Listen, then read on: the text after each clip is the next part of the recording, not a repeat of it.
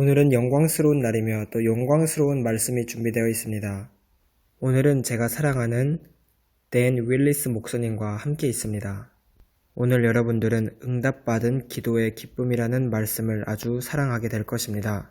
강력한 말씀이 될 것입니다. 오늘 저와 함께 해주셔서 감사합니다. 여러분은 저의 놀라운 동역자가 되십니다. 이 말씀을 사용하셔서 주님이 여러분의 삶을 정말로 축복하시기를 기도합니다. 여러분의 사랑과 여러분이 함께 있어주심에 대해 저는 진심으로 감사합니다. 복되신 주님, 오늘 우리에게 보여주실 것에 대해 감사합니다. 복되신 주님께 모든 영광을 드립니다. 모든 존귀와 찬양을 드립니다. 예수님의 이름으로 기도드립니다. 아멘. 오늘 저는 응답받은 기도의 기쁨이라는 제목으로 말씀을 나누고 싶습니다. 하나님이 우리의 기도를 응답하실 때 우리에게 어떤 일이 일어납니까? 우리가 그리스도인으로 사는 한 우리는 반드시 기도해야 합니다. 왜냐하면 우리가 기도할 때 우리는 살기 때문입니다.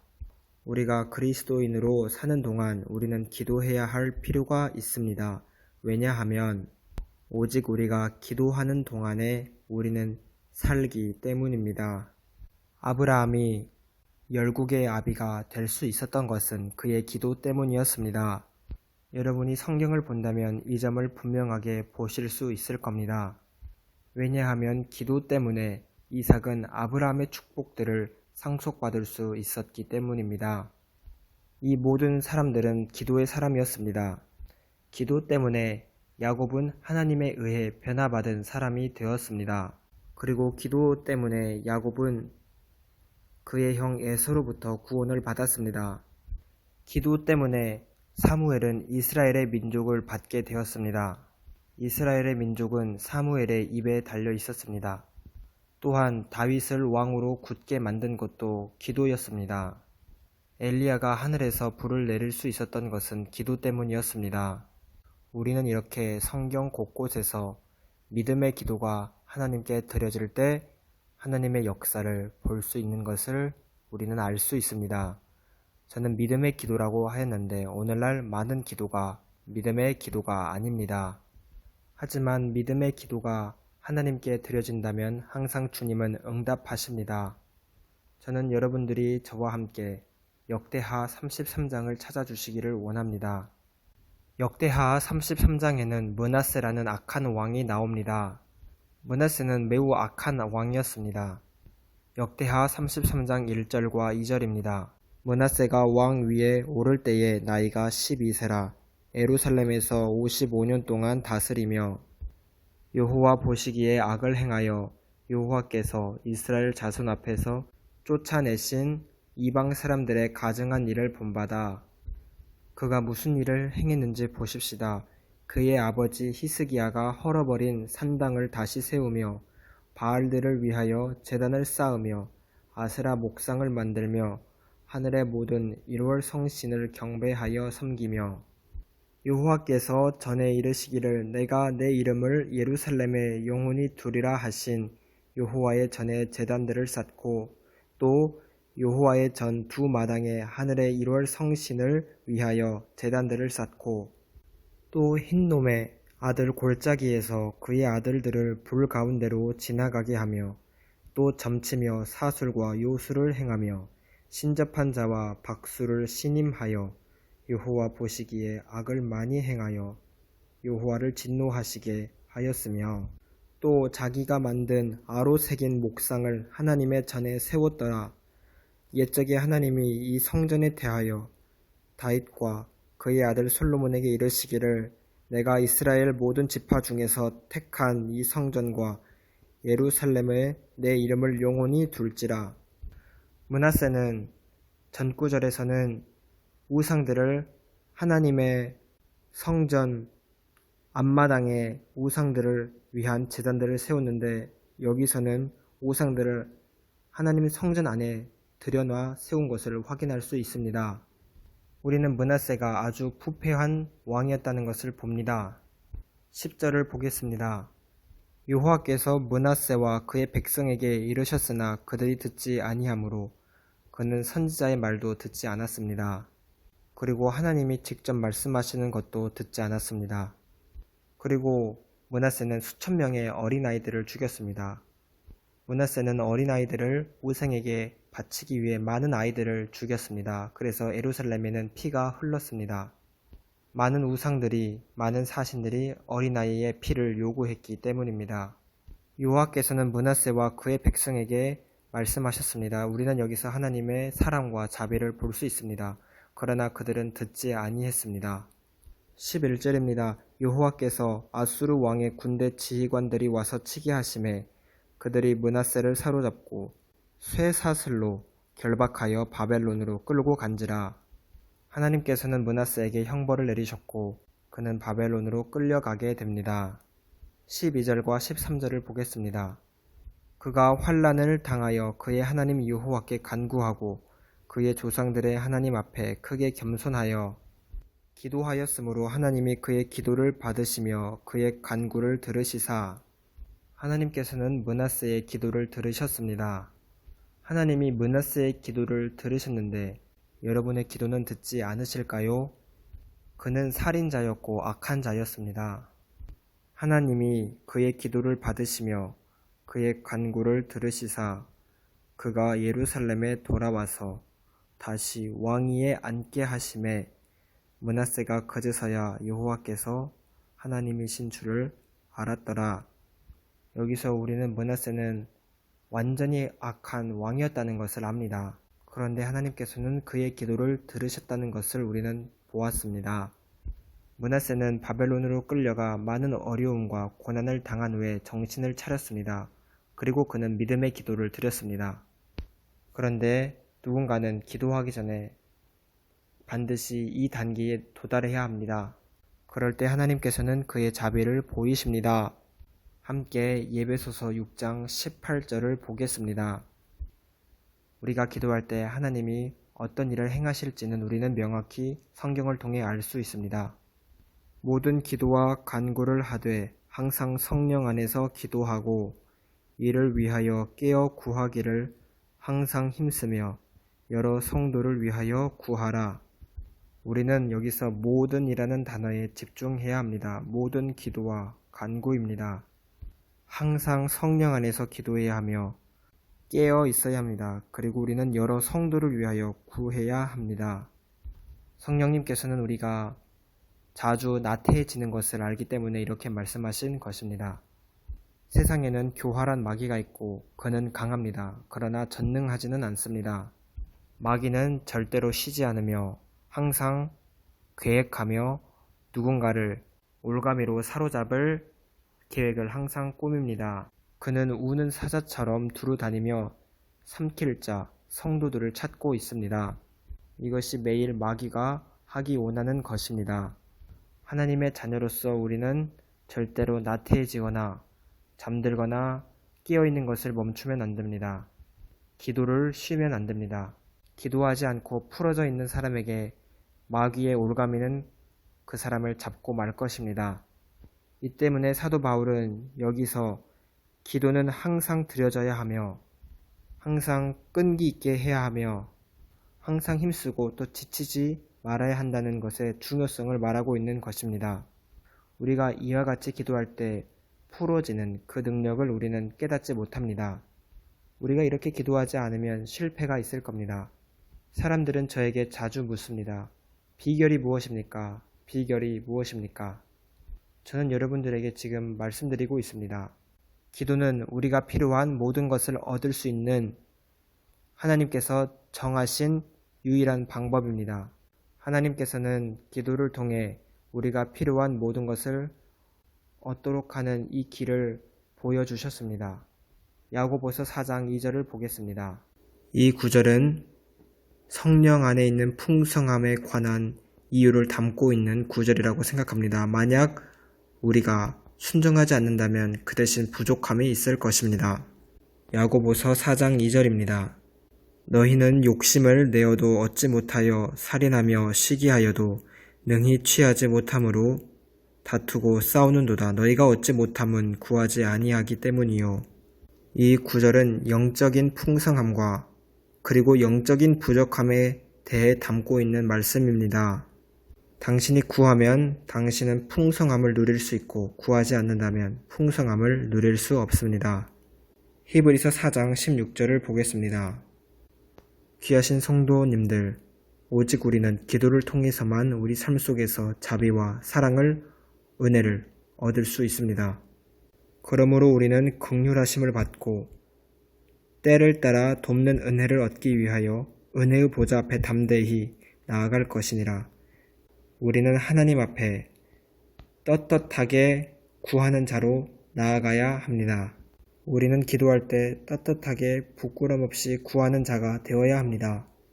예수님께서는 우리에게 구하고 포기하지 말고 낙심하지 말라고 말씀하셨습니다. 누가복음 18장을 보면 불의한 재판장이 나옵니다. 여기에 나오는 과부는 부끄러움을 모르는 구하는 자였습니다.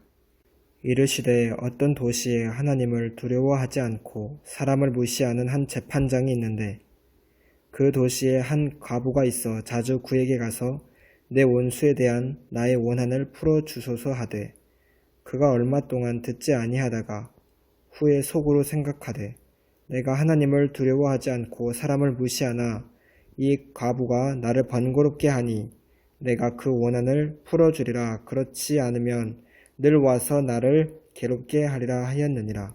재판장이 하는 말을 잘 생각해 보십시오. 그렇지 않으면 늘 와서 나를 괴롭게 하리라. 그렇지 않으면 늘 와서 나를 괴롭게 하리라. 예수님께서는 이 불의한 재판장이 말한 것을 들으라고 하십니다. 하물며 하나님께서 그 밤낮 부르짖는 택하신 자들의 원한을 풀어주지 아니하시겠느냐? 그들에게 오래 참으시겠느냐? 아브라함은 이 기도에 관해 교훈을 배운 사람이었습니다. 창세기 18장을 기억하십니까? 그는 기도를 포기할 줄 모르는 사람이었습니다. 창세기 18장 23절입니다. 아브라함이 가까이 나아가 이르되 주께서 의인을 악인과 함께 멸하려 하시나이까? 그 성 중에 의인 50명이 있을지라도 주께서 그곳을 멸하시고 그 50의인을 위하여 용서하지 아니하시리이까? 25절입니다. 주께서 이같이 하사 의인을 악인과 함께 죽이심은 부당하오며 의인과 악인을 같이 하심도 부당하니이다. 세상을 심판하시는 이가 정의를 행하실 것이 아니니까. 지금 아브라함은 하나님께 도전하고 있었습니다. 주님, 의인과 악인을 함께 죽이시는 것은 부당합니다. 세상을 심판하시는 이가 정의를 행하실 것이 아니니까. 모세도 기도를 포기할 줄 모르는 사람이었습니다. 아브라함과 모세는 부끄러움을 모르는 구하는 자였습니다. 부끄러움을 모르고 기도하는 자였습니다. 아브라함은 여기서 멈추지 않고 계속 의인의 숫자를 줄여나가면서까지 하나님께 구했습니다. 아브라함은 10명 그 이하까지도 갈 수 있었을 겁니다. 하나님은 은혜로우신 분이기 때문입니다. 므낫세는 정말 악한 왕이었습니다. 어린아이들을 우상에게 바치고 많은 우상들과 우상의 제단들을 성전 밖과 성전 안에 세운 사람이었습니다. 그런데 그가 기도했을 때 하나님은 그의 기도를 들으셨습니다. 므낫세가 얼마나 부패하였든 그가 행한 일이 어떠하였든 간에 하나님은 여전히 그의 기도를 들으셨습니다. 므낫세는 부끄러움을 모르고 기도하던 자였습니다. 신명기 9장 24절을 보겠습니다. 여기에 또 다른 부끄러움을 모르고 기도하던 자가 나옵니다. 그는 모세입니다. 그는 40일을 금식 기도하고 다시 산에 올라가 40일을 기도합니다. 내가 너희를 알던 날부터 너희가 항상 여호와를 거역하여 왔느니라. 그때에 여호와께서 너희를 멸하겠다 하셨으므로 내가 여전히 40야를 여호와 앞에 엎드리고 모세는 하나님께서 이스라엘을 멸하신다 하자 다시 처음과 같이 40일 동안 하나님께 기도했습니다. 여호와께 간구하여 이르되 주 여호와여 주께서 큰 위엄으로 속량하시고 강한 손으로 애굽에서 인도하여 내신 주의 백성 곧 주의 기업을 멸하지 마옵소서. 주의 종 아브라함과 이삭과 야곱을 생각하사 이 백성의 완악함과 악과 죄를 보지 마옵소서. 주께서 우리를 인도하여 내신 그 땅 백성이 말하기를 여호와께서 그들에게 허락하신 땅으로 그들을 인도하여 드릴 만한 능력도 없고 그들을 미워하기도 하사 광야에서 죽이려고 인도하여 내셨다 할까 두려워하나이다. 모세는 정말로 부끄럼 없이 기도하던 자였습니다. 모세는 말합니다. 하나님께서 이들을 멸하시면 이방인들은 하나님을 향해 하나님이 능력이 없어서 그렇게 하셨다 라고 말한다고 그는 기도합니다. 주께서 우리를 인도하여 내신 그 땅 백성이 말하기를 여호와께서 그들에게 허락하신 땅으로 그들을 인도하여 드릴 만한 능력도 없고 그들을 미워하기도 하사 광야에서 죽이려고 인도하여 내셨다 할까 두려워하나이다. 그들은 주의 큰 능력과 펴신 팔로 인도하여 내신 주의 백성 곧 주의 기업이로소이다 하였노라. 우리가 모세와 같이 기도한다면 어떤 일이 일어날까요? 또 성경에는 또 다른 부끄러움을 모르고 기도하던 자가 나옵니다. 마태복음 15장과 마가복음 7장에 나오는 여성입니다. 그녀도 포기할 줄 모르는 기도자였습니다. 마태복음 15장 21절입니다. 예수께서 거기서 나가사 두로와 시돈 지방으로 들어가시니 가나안 여자 하나가 그 지경에서 나와서 소리질러 이르되 주 다윗의 자손이여 나를 불쌍히 여기소서 내 딸이 흉악하게 귀신 들렸나이다 하되 주님께서는 그녀를 무시하셨습니다. 예수는 한 말씀도 대답하지 아니하시니 제자들이 와서 청하여 말하되 그 여자가 우리 뒤에서 소리를 지르오니 그를 보내소서. 예수님은 그 여성의 말에 대답하지 않으셨습니다. 그러나 그녀는 포기하지 않았습니다. 예수께서 대답하여 이르시되 나는 이스라엘의 집에 잃어버린 양 외에는 다른 데로 보내심을 받지 아니하였노라 하시니 여자가 와서 예수께 절하며 이르되 주여 저를 도우소서. 대답하여 이르시되 자녀의 떡을 취하여 개들에게 던짐이 마땅하지 아니하니라. 이 말이 누군가에게 말해졌다는 것이 어떠한지 한번 상상해 보십시오. 만약 주님께서 우리에게 개라고 부르셨는데 우리가 계속 기도를 간구하는 것을 지속할 수 있을까요? 그녀가 했던 것처럼 우리는 계속 끈질기게 기도할 수 있을까요? 그런데 그녀는 부끄러움을 모르고 계속 기도했습니다. 여자가 이르되 주여 올소이다마는 개들도 제 주인의 상에서 떨어지는 부스러기를 먹나이다. 하나님은 이 점을 사랑하십니다. 우리가 끈질기게 기도할 때 하나님은 우리를 사랑하십니다. 이 때문에 아까 바울은 에베소서 6장에서 계속 항상 깨어 기도하라고 말한 이유입니다. 왜냐하면 그는 하나님을 알았기 때문입니다. 저는 우리 모두가 이러한 성경의 인물들처럼 부끄러움 없이 끈질기게 기도하는 자가 되기를 원합니다. 여자가 이르되 주여 올소이다마는 개들도 제 주인의 상에서 떨어지는 부스러기를 먹나이다 하니 이에 예수께서 대답하여 이르시되 여자여 네 믿음이 크도다 내 소원대로 되리라 하시니 그때로부터 그의 딸이 나으니라. 성경에는 이 인물들 말고도 떳떳하고 부끄럼 없이 하나님께 간구했던 자들에 관한 이야기가 많이 나옵니다. 소경 바디메오는 어떠합니까? 무리들은 바디메오 보고 조용히 하라고 하고 그가 기도하는 것을 멈추게 하려고 시도했습니다. 그러나 그는 멈추지 않았습니다. 나는 조용히 하지 않을 테야. 그러고 그는 주님께 부르짖습니다. 누가복음 18장을 보십시다. 저는 여러분들이 이 성경 말씀의 이야기들을 통해 분명히 얻어가야 할 것이 있다고 봅니다. 바디메오는 구걸하는 사람이었습니다. 그는 또 치료받기를 하나님께 구했습니다.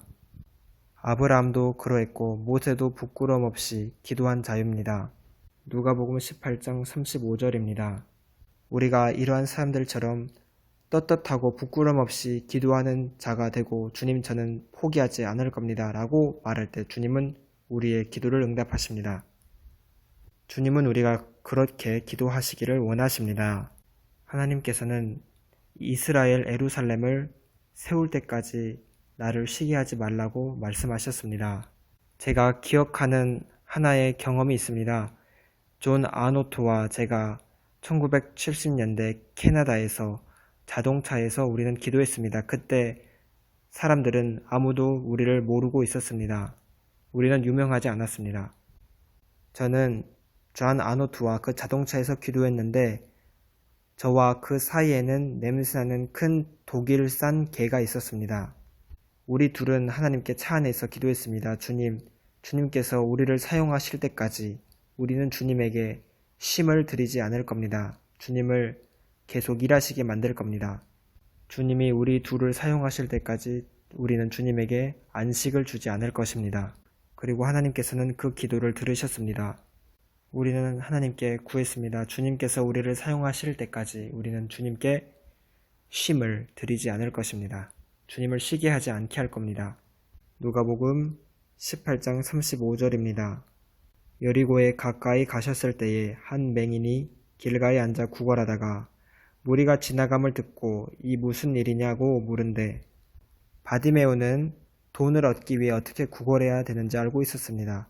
그러나 여기서는 치료를 위해 이제 구합니다.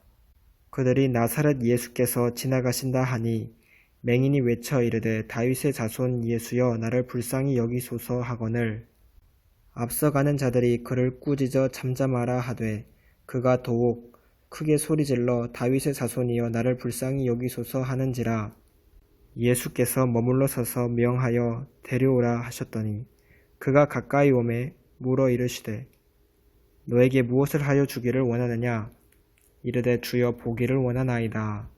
예수께서 그에게 이르시되 보라 너 믿음이 너를 구원하였느니라 하시매 곧 보게 되어 하나님께 영광을 돌리며 예수를 따르니 백성이 다 이를 보고 하나님을 찬양하니라. 저는 여러분들에게 부끄럼 없이 주님께 끈질기게 기도하던 자들의 모습을 보여주었습니다. 우리가 이렇게 기도할 때 우리는 빌립보서 4장의 말씀을 경험하기 시작하는 때라고 저는 생각합니다. 빌립보서 4장 6절 7절입니다. 여기서 바울이 말하고자 하는 바는 포기하지 말라입니다. 아무것도 염려하지 말고 다만 모든 일에 기도와 간구로 너희 구할 것을 감사함으로 하나님께 아뢰라. 그들은 하나님께 그들의 요구를 단 한 번만 말한 것이 아닙니다. 그들은 하나님께 쉼을 주지 않았습니다. 그들은 쉽사리 포기하지 않았습니다. 모세와 아브라함의 기도를 생각해 보십시오. 그들은 포기하지 않았습니다. 주님이 이들을 멸망시키면 그들은 주님을 향해 주님이 능력이 없어서 주님이 그들을 미워해서 멸하셨다 이렇게 말할 겁니다. 그 기도를 들으시고 하나님은 생각을 바꾸셨습니다. 수르보니게 여인도 그렇게 기도했고 바디메오도 끈질기게 기도했습니다. 그리하면 모든 지각에 뛰어난 하나님의 평강이 그리스도 예수 안에서 너희 마음과 생각을 지키시리라. 제가 여러분에게 보여준 그 기도를 통해서 우리는 이 말씀을 경험할 수 있습니다. 그렇게 기도할 때 사람들은 그들의 삶 속에서 이 그리스도의 평강을 경험하게 됩니다. 그리고 이렇게 부끄럼 없이 떳떳하게 끈질기게 기도하는 자가 주님의 다시 오심을 준비하는 자라고 저는 생각합니다. 누가복음 21장 34절부터 36절까지 보겠습니다. 이 말씀은 주님의 재림을 준비하라는 말씀이지만 저는 이 구절을 오늘은 다른 각도에서 살펴보고자 합니다. 즉, 부끄러운 줄 모르는 기도자로 바라볼 것입니다. 너희는 스스로 조심하라. 그렇지 않으면 방탕함과 술 취함과 생활의 염려로 마음이 둔하여지고 뜻밖의 그날이 덫과 같이 너희에게 임하리라. 이 날은 온 지구상에 거하는 모든 사람에게 임하리라. 이러므로 너희는 장차 올 이 모든 일을 능히 피하고 인자 앞에 서도록 항상 기도하며 깨어 있으라 하시니라. 기도하는 것을 멈추지 말라고 말씀하십니다. 인자 앞에 서도록 항상 기도하며 깨어 있으라. 우리는 이와 같이 항상 부끄러운 줄 모르고 기도하며 깨어 있는 사람이 되어야 할 것입니다. 기도를 멈추지 말아야 할 것입니다. 그리고 야곱도 부끄러운 줄 모르고 기도하던 자였습니다. 당신이 나를 축복하지 않으면 당신을 가게 하지 않을 것입니다. 이러한 부끄러운 줄 모르고 끈질기게 기도하는 자들의 이야기는 성경 곳곳에 나와 있습니다. 누구든지 부끄러움 없이 하나님께 나아가 끈질기게 기도하는 생활을 하지 않는 사람은 하나님을 잃게 됩니다. 오직 기도에 포기하지 않고 끈질기게 나가는 자는 항상 하나님과 함께 있는 자입니다. 그리고 그런 사람은 하나님을 기쁘시게 합니다. 그리고 기적을 보게 됩니다. 모든 기도와 간구를 하되 항상 성령 안에서 기도하고 이를 위하여 깨어 구하기를 항상 힘쓰며 여러 성도를 위하여 구하라. 이것이 무슨 의미입니까? 저는 여러분들에게 그것이 의미하는 바를 보여드렸습니다. 창세기 18장의 아브라함도 그러했고 신명기 9장의 모세도 그러했습니다. 마태복음 15장과 마가복음 7장에 나오는 수르보니기의 여인도 그러했습니다. 그리고 바딘메오도 끈질기게 기도했던 자였습니다. 그리고 바울은 에베소서에서 다시 우리에게 말합니다. 오직 이러한 기도만이 역사하는 기도입니다. 예수님께서도 항상 기도하고 낙심하지 말라고 하셨습니다. 많은 사람들이 이러한 말을 들으면 이러한 기도에 흥미를 갖습니다. 그러나 소수의 사람만이 이러한 기도를 위해 준비합니다. 그들은 나도 이렇게 기도해야지 라고 말하지만 그 기도를 하기 위한 대가는 기꺼이 치르지 않습니다. 저는 여러분들이 주님의 일에 드리기를 원합니다. 주님의 일에 씨앗을 심기를 원합니다. 우리는 인류 역사상 보이지 않는 큰 위험과 어려움을 마주하고 있는 시대에 살고 있습니다. 아담 이후로 나타나지 않았던 어려움이며 과거에 일어났던 어떤 일보다 더 악한 일이 어느 때이든지 일어날 수 있는 시대입니다. 오직 하나님의 일에 드리는 것에 있어서 충성된 사람만이 재정적으로 보호받을 것입니다. 충성된 자는 축복으로 넘칠 것입니다. 이것은 지금을 위해서만 하는 것이 아니라 미래를 위해서 하는 것입니다. 충성된 자는 축복으로 풍부하고 넘치게 될 것이라고 말씀합니다. 여러분은 씨앗을 잃어버릴 수 없습니다. 이것은 어떤 농부라도 그렇게 말할 것입니다. 여러분의 씨앗은 여러분의 미래로 들어가기 때문입니다. 씨앗은 여러분의 내일로 들어갑니다. 씨앗은 추수를 만들어냅니다. 그리고 그 추수 안에는 씨앗이 또 들어있습니다. 여러분은 돈은 잃어버릴 수 있지만 씨앗은 잃어버릴 수 없습니다. 여러분이 돈을 들고 어떠한 매장에 가서 물건을 산다면 여러분은 교환을 하는 것입니다. 음식이나 옷을 사기 위해 돈을 들고 가서 매장에서 돈과 그것을 교환합니다. 그리고 그걸로 끝입니다. 그러나 우리가 하나님께 우리의 돈을, 우리의 씨앗을 드릴 때 그 돈은 씨앗으로 하나님의 손에서 변화됩니다. 하나님은 전능하신 하나님입니다. 하나님은 그가 만지시는 모든 것을 번성시키시는 분입니다. 하나님이 만지시는 모든 것은 불어나고 증가합니다. 여러분의 돈이 하나님께 드려진다면 그 돈은 하나님의 손 안에서 씨앗으로 변하고 그 순간 하나님은 그 씨앗을 번성시키십니다. 증가시키십니다. 이 때문에 성경은 하나님께서는 뿌리는 자에게 씨앗을 주신다고 말한 이유입니다. 오직 심는 자만이 하나님으로부터 씨앗을 받을 수 있습니다. 여러분이 심었던 것으로부터 나오는 씨앗을 여러분이 받을 때 하나님은 여러분이 드렸던 씨앗보다 더 많은 씨앗으로 안겨주십니다. 이것은 마치 끝없는 멈추지 않는 공급과도 같습니다. 씨앗이 끊임없이 공급됩니다. 저는 최근에 오렌지를 들고 오렌지 안에 얼마나 많은 씨앗이 있는지 보았습니다. 오렌지는 작습니다. 그런데 그 안에는 정말 많은 씨앗들이 있었습니다. 포도 안에 있는 씨앗을 보십시오. 또 파파야 안에 있는 씨앗을 보십시오. 수박 안에 있는 씨앗을 보십시오. 수박은 씨앗으로 안에 가득 차 있습니다. 하나의 수박 씨앗으로부터 많은 수박이 나옵니다. 이처럼 주님께서 우리에게 수확을 주시고 그 수확 안에는 씨앗이 있습니다. 그래서 오늘 주님께 드리십시오. 하나님께서 당신을 계속 축복하실 것입니다.